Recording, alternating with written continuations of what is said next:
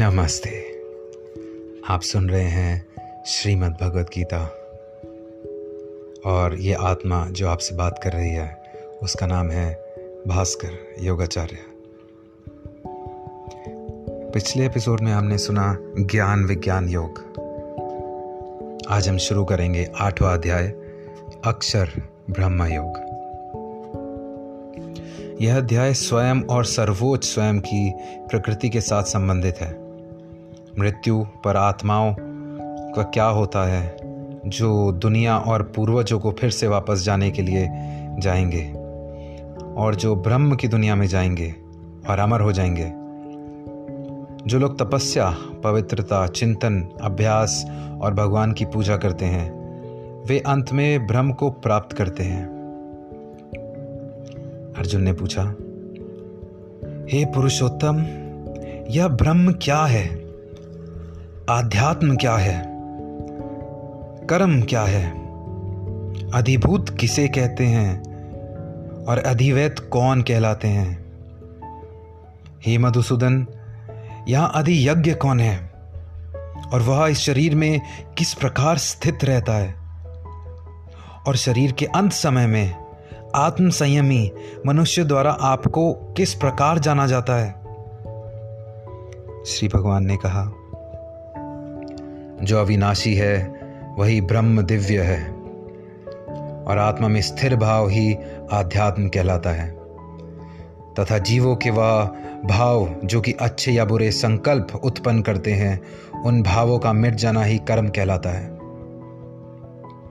हे शरीरधारियों में श्रेष्ठ अर्जुन, मेरी अपरा प्रकृति जो कि निरंतर परिवर्तनशील है अधिभूत कहलाती है तथा मेरा वह विराट रूप जिसमें सूर्य, चंद्रमा आदि सभी देवता स्थित हैं वह अधिदेव कहलाता है। और मैं ही प्रत्येक शरीरधारी के हृदय में अंतर्यामी रूप स्थित अधियज्ञ हूँ। जो मनुष्य जीवन के अंत समय में मेरा ही स्मरण करता हुआ शारीरिक बंधन से मुक्त होता है वह मेरे ही भाव को अर्थात मुझको ही प्राप्त होता है। इसमें कुछ भी संदेह नहीं है। हे कुंती पुत्र, मनुष्य अंत समय में जिस जिस भाव का स्मरण करता हुआ शरीर का त्याग करता है वह उसी भाव को ही प्राप्त होता है जिस भाव का जीवन में निरंतर स्मरण किया है। इसीलिए हे अर्जुन, तू हर समय मेरा ही स्मरण कर और युद्ध भी कर। मन बुद्धि से मेरे शरणागत होकर तू निश्चित रूप से मुझको ही प्राप्त होगा। हे पार्थपुत्र, जो मनुष्य बिना विचलित हुए अपनी चेतना से योग में स्थित होने का अभ्यास करता है वह निरंतर चिंतन करता हुआ उस दिव्य परमात्मा को ही प्राप्त होता है।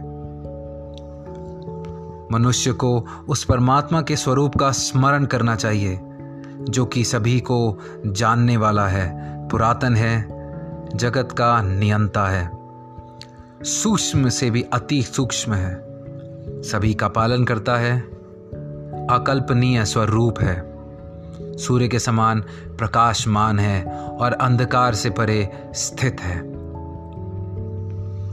जो मनुष्य मृत्यु के समान अचल मन से भक्ति में लगा हुआ योग शक्ति के द्वारा प्राण को दोनों बोहों के मध्य में पूर्ण रूप से स्थापित कर लेता है वह निश्चित रूप से परमात्मा के उस परम धाम को ही प्राप्त होता है। हे अर्जुन, मनुष्य को उस परमात्मा के स्वरूप का स्मरण करना चाहिए जो कि सभी को जानने वाला है, पुरातन है, जगत का नियंता है, सूक्ष्म से भी अति सूक्ष्म है, सभी का पालन करता है, अकल्पनीय स्वरूप है, सूर्य के समान प्रकाशमान है और अंधकार से परे स्थित है। जो मनुष्य मृत्यु के समय अचल मन से भक्ति में लगा हुआ योग शक्ति के द्वारा प्राणों को दोनों बोहों के मध्य में पूर्ण रूप से स्थापित कर लेता है वह निश्चित रूप से परमात्मा के उस परम धाम को ही प्राप्त होता है। वेदों के ज्ञाता जिसे अविनाशी कहते हैं तथा बड़े बड़े मुनि सन्यासी जिसमें प्रवेश पाते हैं, वह परम पद को पाने की इच्छा से जो मनुष्य ब्रह्मचार्य व्रत का पालन करते हैं, उस विधि को तुझे संक्षेप में बतलाता हूँ। शरीर के सभी द्वारों को वश में करके तथा मन में हृदय में स्थित करके प्राणवायु को सिर में रोक करके योग धारणा में स्थित हुआ जाता है। उस प्रकार ओमकार रूपी एक अक्षर ब्रह्म का उच्चारण करके मेरा स्मरण करता हुआ शरीर को त्याग कर जाता है, वह मनुष्य मेरे परम धाम को प्राप्त करता है। हे पार्थपुत्र अर्जुन, जो मनुष्य मेरे अतिरिक्त अन्य किसी का मन से चिंतन नहीं करता और सदैव नियमित रूप से मेरा ही स्मरण करता है, उस नियमित रूप से मेरी भक्ति में स्थित भक्त के लिए मैं सरलता से प्राप्त हो जाता हूँ। मुझे प्राप्त करके उस मनुष्य का इस दुख रूपी अस्तित्व रहित षड़भंगुर संसार में पुनर्जन्म कभी नहीं होता है, बल्कि वह महात्मा परम सिद्धि को प्राप्त करके मेरे परम धाम को ही प्राप्त होता है। हे अर्जुन, इस ब्रह्मांड में निम्न लोक से ब्रह्म लोक तक के सभी लोकों में सभी जीव जन्म मृत्यु को प्राप्त होते रहते हैं, किंतु हे कुंती पुत्र अर्जुन, मुझे प्राप्त करके मनुष्य का पुनर्जन्म कभी नहीं होता है।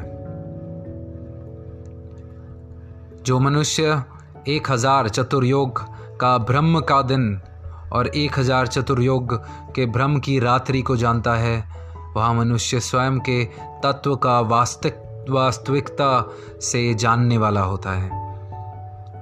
ब्रह्म के दिन की शुरुआत में सभी जीव उस अव्यक्त से प्रकट होते हैं और रात्रि की शुरुआत में पुनः अव्यक्त में ही लीन हो जाते हैं। उस अव्यक्त को ही ब्रह्म के नाम से जाना जाता है। बहुत बहुत धन्यवाद सुनने के लिए। बाकी का अध्याय हम कल पूरा करेंगे।